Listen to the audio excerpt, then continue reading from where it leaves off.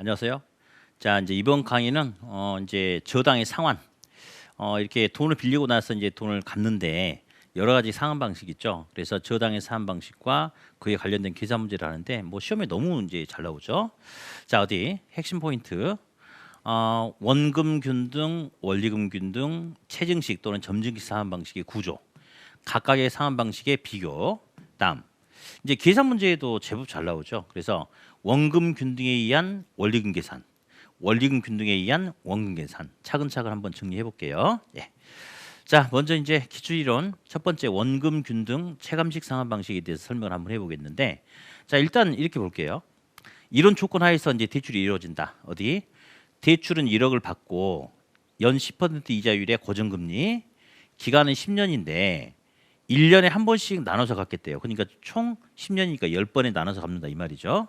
그다음에 연간 저당 상수는 0.1627이다. 자, 이렇게 해놓고 이제 풀어 볼게요. 자, 어디 여기 잠깐 보세요. 무슨 균등 상환 방식이에요? 원금 균등 상환 방식이죠. 원금 균등은 1억 원을 똑같이 나눠서 갚겠대. 1억 원을 10번으로 똑같이 나눠 보면 1억 나누기 10이 얼마죠? 1,000만 원이죠. 그러면 얘는 1회차 때도 2회차 때도 끝날 때까지 처음부터 끝까지 은행이 지불하는 원금이 균등하죠. 그래서 원금을 균등하게 나눠서 갚는다 해서 원금 균등 불안 상환 방식이다라고 그렇게 이야기를 해요. 다음. 근데 이제 우리가 은행에서 돈을 빌리면 빌린 돈에 대한 원금만 내는 게 아니고 이자도 같이 내지 않겠습니까? 이자는 왜 내는지 아세요? 이자는 부채 잔금이 살아 있으니까 이자를 내는 겁니다. 자, 가볼게요. 그러면 이자율이 10%니까 1회차 때부터 계속 이자율은 10%인데 1회차 때는 원금 1,000만 원을 갚은 것이 아니고 갚으려고 하는 거예요. 그럼 1회차 때는 아직 원금 상환 안 하려고 하는 것이지 한 게 아니거든요. 그래서 부채가 1억이 그대로 살아 있어요. 그래서 1억에 10%니까 이자가 1,000. 자, 근데 2회차 때는 작년에 원금 1,000만 원 갚았고 이번에 또 갚으려고 그래. 그러니까 갚은 것은 딱 한 번 갚았어요. 그러니까 부채가 얼마 남았어요? 9천 남았죠? 9천에 10% 900. 자, 이런 식으로 보니까 원금을 갚다 보면 부채가 점점 줄어. 그러면 이자율은 동일하다 하더라도 당연히 이자 금액은 점점 감소하겠죠. 그래서 부채가 감소함에 따라서 이자도 점점 감소. 그러면 원금은 균등한데 이자가 감소하네요. 그러면 첫 해는 원금 1,000, 이자 1,000, 원리금 2,000. 두 번째는 1,900, 1,900. 그래서 보니까 원금은 똑같고 이자가 줄어들다 보니까 원리금의 합계는 점점 감소하는, 원리금이 체감하는 이런 구조를 보여요. 그래서 원금을 균등하게 나눠서 갚는다 해서 원금 균등 상환 방식, 이자가 줄어들음에 따라서 원리금은 체감한다 해서 원리금 체감하는 방식이다라고 이렇게 이야기를 하거든요. 그래서 특징, 원금 균등 분할 상환 방식은 매기 균등하게 지불하는 원금과 점점 감소하는 이자. 그래서 원리금 합계는 체감한다 해서 무슨 식? 체감식 상환 방식이다. 이렇게 이야기를 해요. 다음. 그러면 원리금 변화를 볼까요? 원금 균등은 원금은 똑같은데 이자가 줄어들기 때문에 초기 원리금은 크고 이후 점점 체감하는 이런 구조죠. 그래서 원금 균등 상환 방식은 원금은 똑같고 이자가 줄어들니까 원리금 합계는 점점 체감하는 이런 구조다. 다음. 최초에 빌린 돈을 이 1억 원이라 가정할게요. 그럼 원금 균등 상환 방식은 빌린 원금을 전체 기간에 걸쳐서 똑같이 나눠서 갚거든요. 그래서 얘는 부채 잔금이 일정하게 이렇게 줄어든대요. 일정하게. 어디? 점을 제가 한번 찍어봤어요. 이 점의 이치를 보니까 딱 절반이네요. 뭐가 절반이냐면 전체 대출 기간의 딱 절반이 되는 시점. 전체 빌린 돈의 부채 잔금이 딱 절반이 되는 시점. 자, 원금 균등은 원금을 똑같이 나눠서 갚잖아요. 그러니까 부채가 어떻게 주느냐? 맨 처음에 1억, 9천, 8천, 7천, 6천, 5천. 원금을 균등하게 갚으니까 이자도 균등하게 감소하니까 전체 기간의 2분의 1이 되는 시점에서 부채 잔금도 정확하게 절반, 2분의 1이 남는 그런 구조가 원금 균등 분할 상환 방식이다라고 그렇게 이야기를 해요. 다음. 두 번째. 원리금 균등 분할 상환 방식. 자, 볼게요. 만약에 이제 아까 우리 그 1억 빌렸는데 저당 상수라는 거 있었거든요. 이 전전에 저당 상수가 0.1627이에요. 그럼 저당 상수가 하는 역할이 뭐냐면 빌리는 돈에 대해서 균등하게 갚아 나가야 될 원리금을 계산할 때 쓰는 게 저당 상수예요. 그러면 빌린 돈 1억에다가 저당 상수 0.1627을 곱하면 1,627이 돼. 그럼 얘는 1회차 때 원리금이 1627인데 무슨 상환 방식이에요? 원리금 균등 상환 방식이죠. 그러면 얘는 1회차 때부터 만기가 될 때까지 원리금이 처음부터 끝까지 균등하다 해서 원리금 균등 불안 상환 방식이다. 그렇게 이야기를 해요. 자, 다음. 이 1627만 원의 이름이 원리금이거든요. 원리금. 그러면 이자는 어떻게 계산하느냐? 자, 1회차 때 이자는요. 이자율 아까 10%였거든요. 근데 1회차 때는 아직 원금 상환 한 번도 안 했죠. 하려고 하는 것이지. 그러니까 1회차 때 이자는 부채가 그대로 1억 살아있죠. 그러니까 1억에 10% 0.1하니까 1,000만 원. 그러면 1627이 원리금인데 1,000만 원 이자라면 나머지 627만 원이 원금이 되겠죠. 원금이. 다음 우리 이것도 볼까요? 잠깐 한번 해볼게요. 기말 잔금이란 것은 1회차 때 1년차 때 원금을 갚은 만큼 부채가 그만큼 줄겠죠. 그럼 보세요. 원래 부채가 1억인데 1년차 때 원금 627만 원을 갚았어요. 그러면 나중에 해보세요. 1억 빼기 627만 원 치면 잔금이 얼마가 남냐면 9,373만 원이 잔금이 남아요. 그럼 어디? 2회차 때 그럼 이자는 자 보세요. 2회차 때 이자는 이자율이 10%인데 뭐의 10%냐면 1회차 때는 부채 1억에 10% 해서 이자가 1,000이었지만 2회차 때는 627만 원 갚고 부채가 9,373만 원의 부채 잔금이 남았죠. 그럼 여기에 곱하기 0.1 하는 거예요. 그러면 9,373만 원 곱하기 0.1은 937만 3천 원 이런 식으로 이렇게 해가지고 쭉 계산이 되는데 이 안에 어떤 법칙이 있거든요. 제가 일단 좀만 더 설명한 다음에 해드릴게요.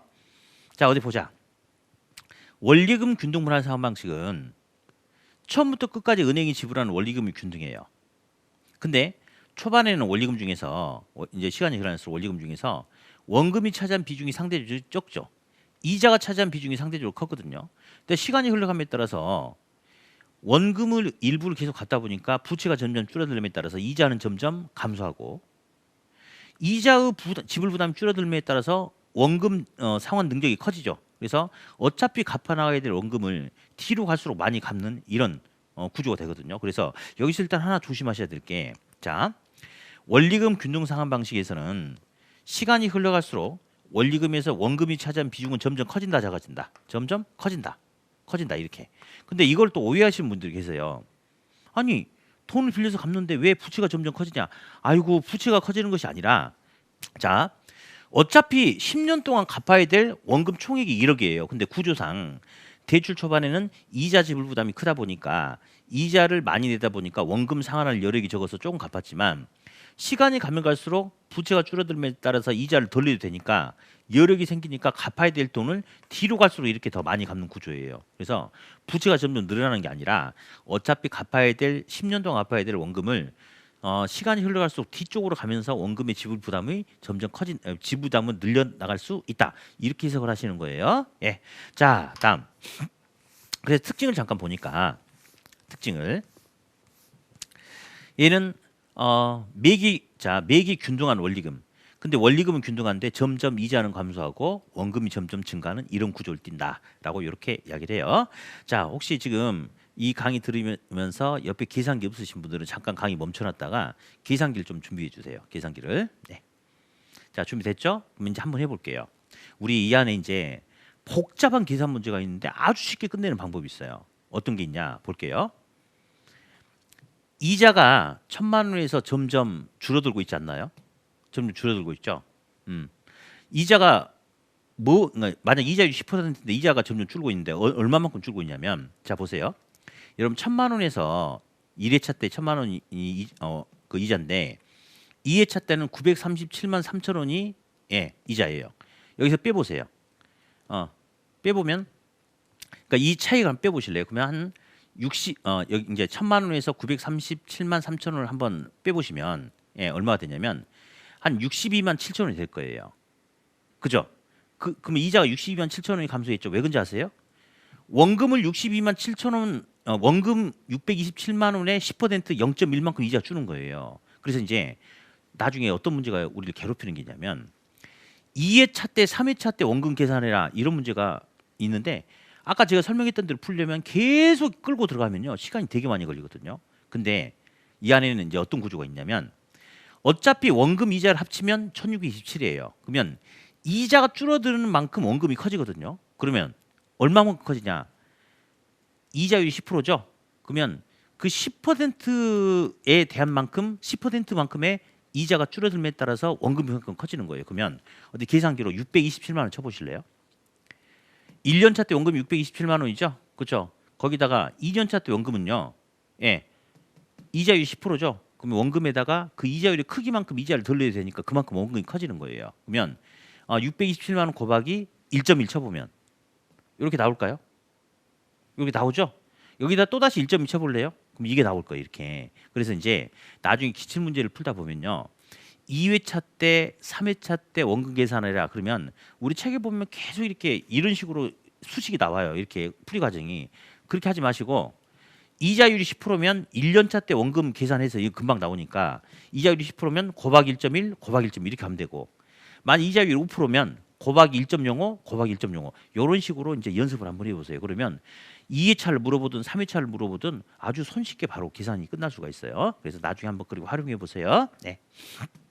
다음 원리금 균등 상환 방식은 처음부터 끝까지 은행이 지불하는 원리금이 균등하다 해서 원리금 균등 상환 방식.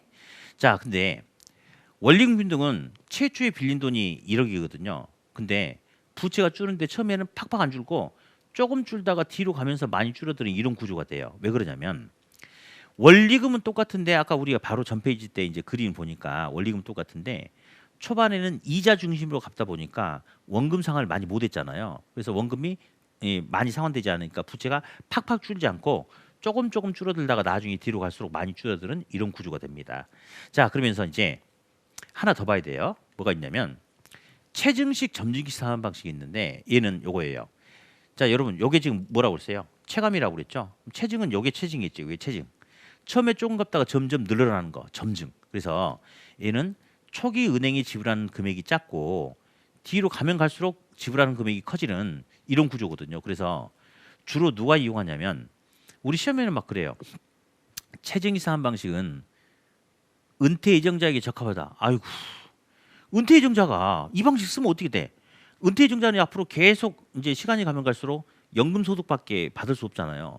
그러면 소득이 점점 감소할 텐데 처음에 좀 갚다가 나중에 많이 갚는 이 방식을 은퇴 예정자가 쓰면 인생 말년이 얼마나 힘들어지겠어요. 말이 안 되는 거죠. 그죠? 그래서 이건 누가 쓰냐면 지금은 아직은 사회생활을 시작한 지 얼마 안 되는 사회초년생, 신혼부부 이런 사람들이 주로 이용할 수 있겠죠. 네, 다음. 이제 부의 상환이라는 용어가 있어요. 그 마이너스 통장 쓰신 분은 알 텐데 이제 예를 들어서 통장에서 마이너스 이제 이렇게 3천만 원을 빌렸어요. 뺐어. 그럼 통장에 마이너스 3천만 원 찍히겠죠. 그럼 여기에 대한 정상적인 이자는 지불하고 원금의 일부를 갚아줘야지 이렇게 마이너스가 점점 금액이 줄어들 텐데 만약에 마이너스 통장 3천만 원 써가지고 그냥 한 6개월 동안 이자를 안 냈다고 해보세요. 나중에 찍어보면요. 마이너스 한 3,600, 700 이렇게 된단 말이에요. 그러니까 결국 이 부의 상환은 상환한다고 상환했지만 부채가 더 커져 버리는 건데 어떤 식이냐면 보세요. 최초에 빌렸던 돈이 이만큼인데 오히려 일정 기간 동안에는 최초에 빌렸던 돈보다 부채 잔금이 더 커져 버린대요. 자, 볼게요. 1억을 빌린다. 1억에 대한 월 이자만 해도 그냥 이자만 해도 한 달에 그냥 40만 원이라고 가정할게요. 그냥 이렇게. 근데 체증상 방식도 원금도 갚고 이자도 갚긴 갚아요. 근데 대출 초기에 갚는 원리금 합계가 원금 10만 원, 이자 10만 원이라 합시다. 그러면 두 개를 합쳐도 정상적인 이자에도 못 미치는 금액을 합죠. 그렇죠? 그러다 보면 어떤 문제가 생기냐면 최초 일정 기간 동안에는 부족한 20만 원만큼 부채가 점점 커져요. 이렇게 점점 커져. 그래서 최초에 빌렸던 돈보다 부채 잔금이 더 커져버리는 이런 문제가 생긴다. 이걸 갖다가 부의 상환이다라고 이렇게 이야기한다는 거. 네, 다음 비교 좀 할게요. 이 셋 중에 대출 초기 원리금 DTI라고도 하는데요. 자, 대출 초기 원리금 지불 부담이 가장 높은 거. 자, 보세요. 원리금의 크기, 체증식, 원리금 균등, 원금 균등. 누가 원리금이 제일 커요? 원금 균등이죠. 다음. 대출 계약 이후 일정 기간이 지났을 때 부채 잔금이 가장 낮은 방식. 자, 우리 잘 생각해 보세요.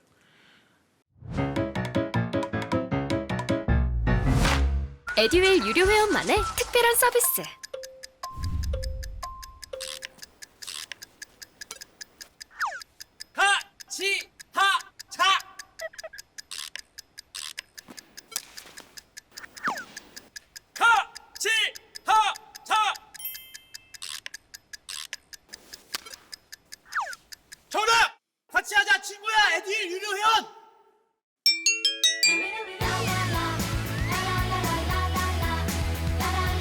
친구 소개하고 현금 받는 혜택. 오직 에듀윌 유료 회원에게만. 에듀윌. 왜 부채 잔금이 제일 낮을까요? 그동안 다른 방식에 비해서 원금 상환을 가장 많이 했으니까 그러겠죠. 누구겠어요? 원금 균등 상환 방식이겠죠. 그죠? 다음. 은행 입장에서 대출 원금의 회수 위험이 가장 낮은 것은, 자, 이것도 같은 맥락이에요. 은행 입장에서 빌려준 돈을 회수하는데 소요되는 위험이 가장 작다는 것은 그동안 빌려준 돈을 가장 많이 회수했다 이거 아니에요, 초반에. 그렇죠? 누구죠? 예, 원금 균등 상환 방식. 다음. 총 누적 원리금 또는 총이자 크기자. 원금 균등, 원리금 균등, 체증 상환 방식 이 셋 다 조건은 똑같아요. 똑같은 한 사람이 똑같은 은행에서 똑같은 조건에서 똑같은 이자율로 돈을 빌렸을 때 갚아나가는 그 구조상의 특징 차이를 보려고 하거든요. 근데 이제 이자율은 똑같은데 예를 들어서 보세요.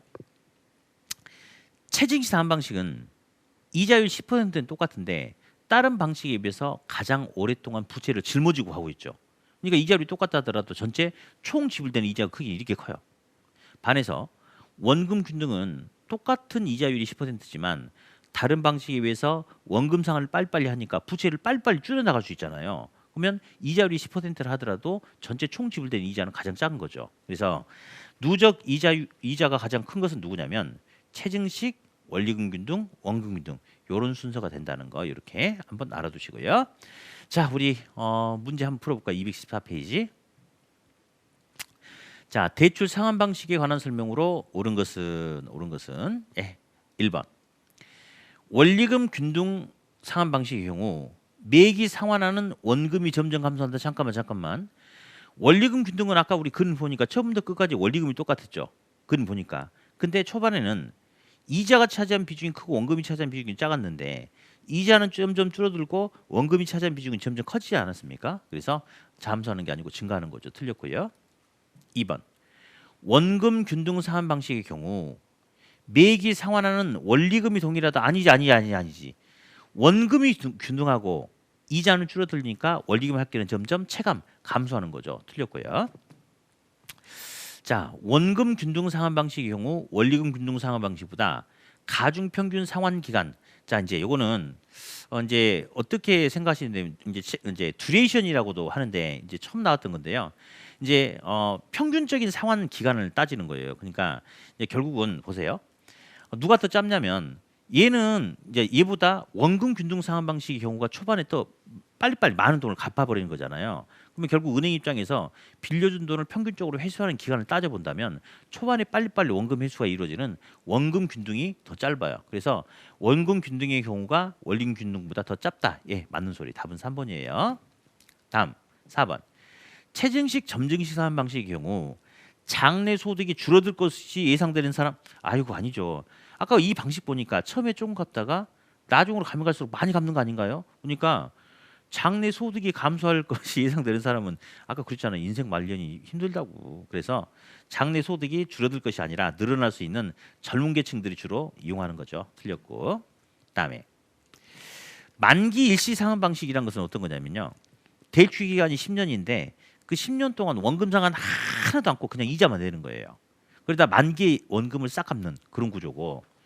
그럼 이 방식은 아무튼 중간에 원금의 일부도 갚는 원금 균등 상환 방식에 비해서 대출 금융기관의 이자 수입이 줄어드는 게 아니고 보세요. 얘는 원금의 일부를 또 갚아 나가는 거예요. 얘는 원금 하나도 안 갚고 이자만 내는 거예요. 그러면 실질적인 이자율이 누가 더 높겠어요? 얘가 높겠지, 얘가. 그래서 은행 입장에서는 원금 균등, 그러니까 원금의 일부를 갖고 이자도 받는 이런 방식보다는 중간에 원금 상환 하나도 안 받고 이자만 지불받는 만기 일시 상환 방식의 경우가 은행의 이자 수입은 더 커지겠죠. 틀렸죠. 예, 그래서 답은 3번. 네. 자, 이제 기출이론 47번 볼 텐데 이제 저당의 상환 방법 계산이 있어요. 그래서 이제 원금 균등 상환 방식, 원리금 균등 상환 방식 가지고 이제 계산 문제가 있는데 한번 쭉 가볼까요? 1번. A는 주택 구입을 위해서 연초에 6억 원을 대출 받았다. 6억 원. A가 받은 대출 조건이 다음과 같을 때 기억, 대출 금리와 3회차 때 상환해야 될 원리금은 얼마냐? 대출 금리 고정금리 대출 기간 30년. 원리금 상환 조건은 원금 균등 상환 방식. 매년 말 연 단위로 1년에 한 번씩. 1회차 때 원리금 상환액은 4,400만 원이다. 자, 볼게요. 원금 계산 한번 볼게요. 원금은 얘는 원금 균등이니까 6억 원을 30번으로 나누래요. 1년에 한 번씩이니까. 그러면 6억 나누기 30년 치면 2천만 원. 그럼 얘는 원금 균등 상환 방식이니까 1회차 때부터 끝날 때까지 계속 원금은 얼마예요? 2천만 원. 왜? 원금 균등 상환 방식이니까. 근데 1회차 때 원리금이 4,400이라고 나왔죠. 그럼 바로 1회차 때 이자가 나왔겠네. 이자 얼마예요? 2,400이겠지. 원금 플러스 이자는 원리금이니까. 그죠? 그럼 우리 이자율 계산해 볼까요? 이자율은요. 부채 잔금의 이자율을 곱해서 이자를 계산할 수 있는데 이자가 2,400이 나왔잖아요. 2,400. 그러면 부채 1회차 때는 아직 부채가 그대로 6억이 있으니까 6억 곱하기 이자율은 2,400이래. 그러면 딱 봐도 64, 24겠네. 그죠? 예. 그러면 4% 0.04가 되겠죠. 4%. 이자율은 4%. 그러면 일단은 이자율은 4%가 나왔고요. 그다음에 3회차 때 원리금 계산을 보죠. 요거. 그러면 우리 여러 가지 계산 방식이 있는데 가장 간단한 방식은 이거예요. 그러면 매년 원금을 2천만 원씩 갚으니까 3회차를 기준으로 이자 계산하면 되겠죠. 자, 3회차 때는 여지껏 원금 몇 번 갚았냐면 3번이 아니고요. 2번 갚고 이번에 3번 갚을 차례예요. 원금은 몇 번 갚았냐면 2번 갚은 거예요. 2번. 그러면 6억 원에서 2천만 원씩 2번 갚았으면 얼마 갚았어요? 4천 갚았죠? 이자는 부채 잔금 곱하기 이자율이니까 그러면 6억에서 4천 갚았으니까 5억 6천이죠. 부채 잔금. 5억 6천에 이자율 4%. 계산기로 5억 6천 곱하기 0.04를 쳐보면 나중에 보세요. 이자가 2,240만 원이 돼요. 그러면 원금 2천에 이자 2,240이면 원리금은 4,240이다. 라고 이렇게 계산해 보면 됩니다. 그래서 뭐 딱히 이렇게 아주 어렵거나 그런 것은 않거든요. 그래서 다시 차분하게 한 번 더 점검을 해주세요. 네. 다음 그래서 답은 1번이 되겠어요. 예, 이자율은 4%. 그다음에 3회차 때 원리금은 4,240만 원. 자, 2번 문제. 자, A는 아파트를 구입하기 위해서 연초에 은행으로부터 4억 원을 대출받았다. 대출 조건이 다음 같을 때 대출 금리와 2회차에 상환해야 될 원금은 얼마냐라고 이렇게 나왔는데요. 일단 볼게요. 대출금리, 고정금리, 대출기간 20년, 연간 저당 상수 0.09. 1회차 때 원금 상환액은 1,000만 원. 원리금 상환 조건은 원리금 균등 상환 방식이고 연 단위로 갚는다. 자, 상환 방식 원리금 균등 상환 방식이죠. 그럼 우리 한번 볼까요? 일단은 매달 갚는 원리금 계산 먼저 해볼게요. 원리금은 빌린 돈 4억에 저당 상수 곱하면 원리금이 되거든요. 그래서 4억 곱하기 0.09 치니까 3,600만 원. 이 방식은 원리금 균등 상환 방식이라 1년 차 때부터 20년 차까지 은행이 지불하는 원리금이 균등하죠. 왜? 원리금 균등 상환 방식이니까. 근데 1년 차 때 갚는 원금이 1,000만 원이래요. 그럼 원리금은 원금 플러스 이자인데 1년 차 때 갚는 원금이 1,000만 원이라면 이자는 당연히 얼마겠어요? 2,600이겠죠. 그렇죠? 그러면 이자가 2,600이래요. 2,600. 이자는 부채 잔금 곱하기 이자율 하면 돼요.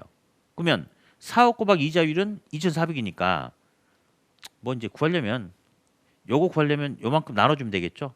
자, 이 4억을 없애려면 나누기 4개 주면 이게 없어지죠. 그러면 여기도 똑같이 4억으로 나눠보면 돼. 그리고 계산기로 2,600만 원 나누기 4가 한번 나중에 쳐보세요. 그럼 얼마가 나오냐면 이자율은 0.065가 나와.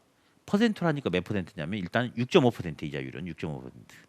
자, 그러면서 이 문제에서 보니까 2회차 때 원금을 구하라고 그랬죠. 제가 일단은 아까 살짝 힌트를 줬죠. 근데 일단은 원칙적인 방법으로 잠깐 보여줄게요. 원칙적인 방법으로. 자, 근데 이제 이거는 제가 원리를 설명하려고 한 거고 좀 이따 뒤에 제가 2페이지 다음 페이지 때 제가 스킬로 푸는 거 알려줄 테니까 일단 그냥 들으세요. 그러면 2회차 때 지금 문제는 2회차 때 원금을 계산하래요. 원금을 여기 어디냐? 2회차 때 원금 여기. 이거 하려면 일단 2회차 때 이자를 계산하면 되겠죠. 그러면 일단 1회차 때 기말 잔금은 4억 빌렸는데 여기죠. 근데 1,000만 원 갚았으니까 부채 3억 9천 남았거든요. 그럼 2회차 때 이자는 3억 9천에 이자율 0.065 치는 거예요. 3억 9천 곱하기 0.065 쳐보면 이제 2,535만 원이 돼요. 그럼 여기서 이거 빼면 나오거든요. 그래서 이제 나중에 빼보세요. 그러면 얼마가 나오냐면 1,065만 원이 나와. 그래서 이제 답은 이제 4번 이자율 6.5%, 예, 2회차 때 원금 1,065만 원 이렇게 계산하는데 이제 이런 거 2회차, 3회차 때 원금 계산할 때 이렇게 하지 마시고요. 제가 바로 뒷페이지 때 지금 풀이 과정이 있는데 그냥 여기서 잠깐 할게요. 제가 아까 이제 그 이론 강의 설명하면서 이자는 가면 갈수록 줄어든다. 여기서 줄었잖아요. 줄었잖아요. 이자는 가면 갈수록 줄어든다고 그랬어요. 뭐 이자는 결국은 이자는 원금을 상환하는 만큼 이자가 줄어드는 거거든요. 그래서 이렇게 하라고 그랬어. 1회차 때 원금 나오면요. 이자율이 10%면 2회차 때는 이자율이 크기만큼 원금이 커지니까 곱하기 1.1 하면 되는 거고 3회차 때는 곱하기 1.2 번 하면 되는 거고 이자율이 6.5%라고 그랬죠. 그러면 원금 1에다가 0.065를 더하면 1.065죠. 어디 지금 쳐봐요. 1,000만 원 곱하기 1.065 쳐보세요. 그럼 얼마 나와요? 1,065원 바로 나오죠. 이렇게 하라고 그랬어요. 다시 한번. 자, 제가 그랬어요. 이전 차 때 원금 계산하라고 하면 바로 이전 페이지처럼 그렇게 하지 마시고 바로 이자율이 아까 6.5%였잖아요. 0.065. 그러면 원금 1에다가 0.06을 더해서 바로 여기 상태에서 1.065로 곱해 주면 된다고. 그러면 곱하니까 1,065만 원 이렇게 바로 나온다는 거. 근데 만약에 3회차 때 이 원금 물어본다 그러면 곱하기 1.06 몇 번 하면 되겠어요? 2번 하면 됩니다. 그래서 이런 방법을 쓰면요. 몇 회차를 물어보든지 복잡하게 계산을 이어가지 않아도 되거든요. 그러니까 이 방법을 꼭 한번 활용해 주세요. 예. 다음 3번 문제 하나 더. 이건 이제 감정평가사 시험 문제인데 한번 풀어볼게요. 대출 조건이 다음과 같을 때 원금 균등 분할 상환 방식과 원리금 균등 분할 상환 방식에서 1회차에 납부해야 될 원금을 순서대로 나열하시오. 먼저 대출금 1억 2천이군요. 네. 그죠? 그다음에 이제 대출 금리는 연 6% 고정금리, 대출 기간 10년, 월 저당 상수 월. 예. 거치 기한 없이 매월 말 상환. 자, 먼저 원금 균등 상환 방식 하라고 그랬으니까 우리 원금 계산 먼저 해 볼까요? 원금 계산. 원금은 1억 2천 나누기 10년 하면 돼요. 자, 1억 2천 나누기 10년 하니까 1,200이 되거든요. 1억 2천 나누기 10 하면. 근데 월로 계산해요. 월로. 그러면 여기다 나누기 12를 또 하면 돼요. 그러면 1,200만 원에서 나누기 12 해보면 얼마 되냐면 100만 원이 돼요. 그래서 원금 균등 상환 방식에 의한 1회차 원금 100만 원이고 이제 원리금 균등 상환 방식은 먼저 원리금 계산 먼저 해볼까요? 원리금. 그러면 빌린 돈 1억 2천에 저당 상수 월 저당 상수 바로 나왔죠. 0.0111 이렇게 쳐보면 1억 2천 곱하기 0.0111 쳐보면요. 1회차 때 매달 갚는 첫 달 갚는 원리금이 133만 2천 원이 돼요. 이건 첫 달에 뭐죠? 원리금이에요. 원리금.